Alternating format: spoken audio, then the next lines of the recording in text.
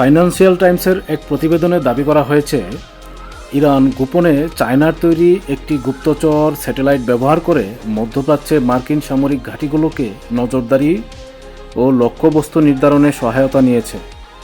ফাঁস হওয়া নথির বরাতে বলা হয়, এই স্যাটেলাইটটি ইরানের Islamic Revolutionary Guard Corps IRGC অধিগ্রহণ করে এবং ড্রোন ও ক্ষেপণাস্ত্র হামলার আগে পরে গুরুত্বপূর্ণ স্থাপনার ছবি, স্থানাঙ্ক বিশ্লেষণ করে। প্রতিবেদনে সৌদি আরব, জর্ডান, বাহরাইন ও ইরাকের মার্কিন ঘাঁটিগুলোর উপর নজরদারির কথাও উল্লেখ করা হয়েছে।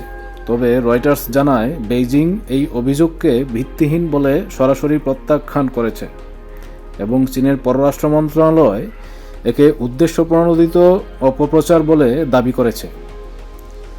একই সঙ্গে রয়টার্স নিজেও স্বাধীনভাবে এ তথ্য যাচাই করতে পারেনি।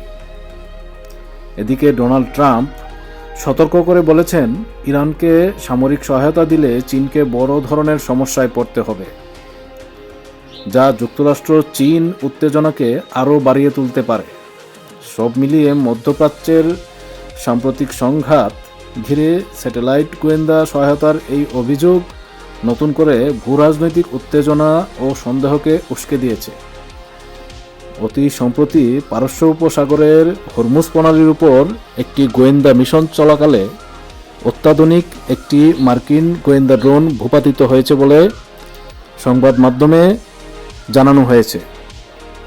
বিশ্লেষকদের ধারণা, এটিও ইরানের সশস্ত্র বাহিনী চাইনিজ লেজার অস্ত্র দিয়ে ভূপাতিত করেছে। তবে মার্কিন যুক্তরাষ্ট্রের পক্ষ থেকে জানানো হয়েছে, যান্ত্রিক ত্রুটিগত সমস্যায় পড়ে ড্রোনটি ভূপাতিত হয়ে থাকতে পারে। Thank you.